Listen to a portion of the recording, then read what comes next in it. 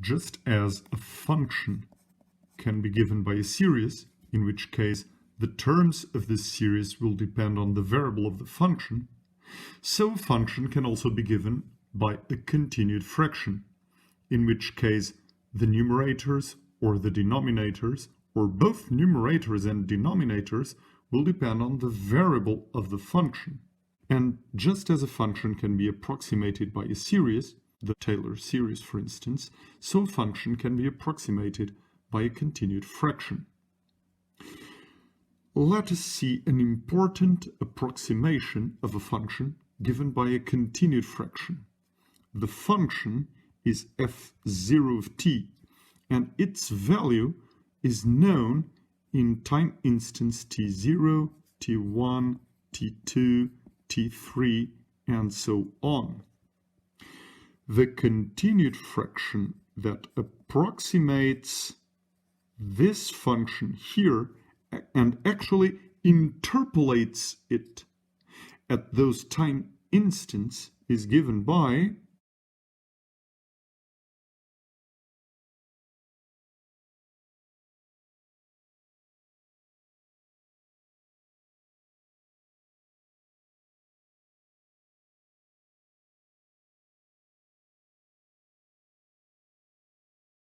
Let us verify that this continued fraction actually interpolates function f0 of t at these time instants.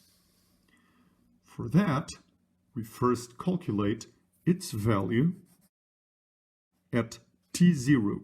We'll get f0 of t0 plus, here in the numerator, t0 minus t0, which is 0. All that is left is to check that this denominator is not 0. So let us see what is f1 of t1. It is given by this when k is equal to 0. When k is 0, we will have f1, and then we replace here t with t1. We will have t1 minus t0 divided by f0 of t1 minus f0 of t0. This fraction is not 0. We'll then have other stuff here, but this should be enough to show that all this fraction is 0, and we are left with f0 of t0 as we wanted. Now let us find the value of the continued fraction at t1. We have f0 of t0. The numerator now will be t1 minus t0. This thing here is the same as here. And now we will have t1 minus t1. This is 0. Again, we should check that this denominator is different from 0, and it is.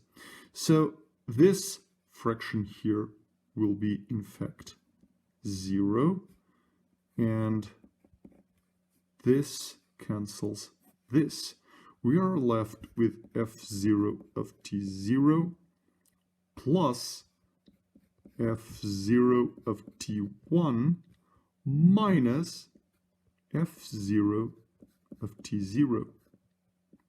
And so this cancels this, and we are left with f0 of t1. That is what we wanted. Let us go on to the value of this continued fraction at t2. We will have f0 of t0 plus, now in the numerator, t2 minus t0. This will again be here. Now we will have t2 minus t1, and in the denominator we have f2 of t2, which we can find from this expression when k is equal to 1. So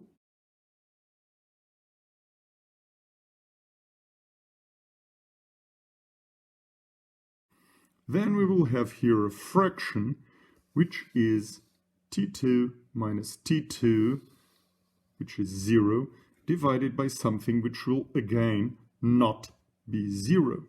So let us see what we have here. This cancels this.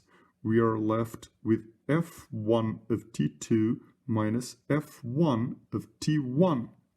But f1 of t1 is what we have here. It is all this. So f1 of t1 cancels this, and we are left with f1 of t2. And what is f1 of t2? We use this expression for f1 when k equals 0.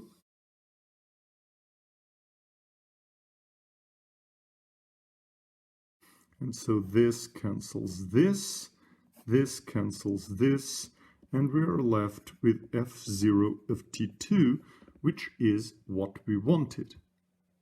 And the same happens for all further values of t3, t4, t5, t6, and so on and so forth.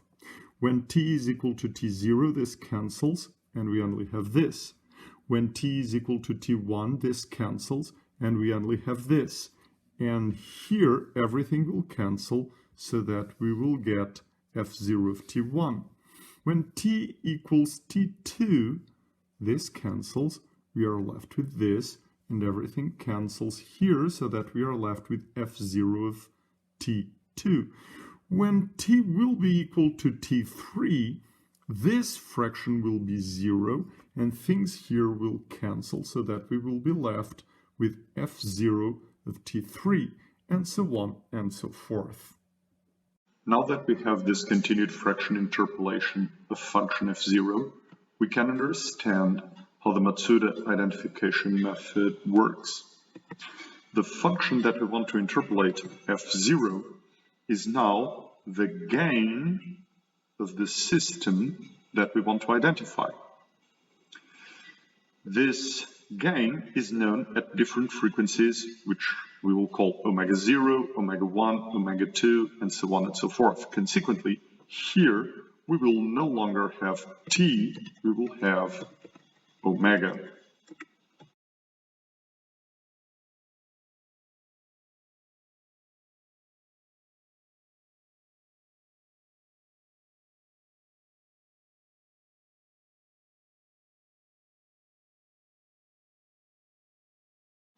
However, the variable of the function that we want to find, which is the interpolation which will approximate the system we want to model, is s.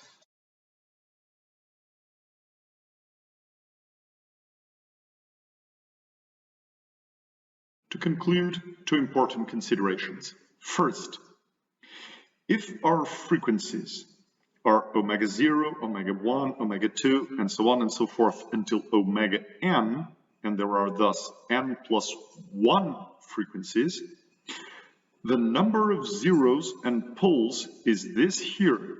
So if n is even, we'll have as many zeros as poles. The model will not be strictly proper, but it will be proper. However, if n is odd, there will be more zeros than poles. Second important point, the frequencies do not have to be ordered. We do not have to have omega 0 less than omega 1 less than omega 2, and so on and so forth until omega n. So shuffling the very same frequencies around may result in a different model.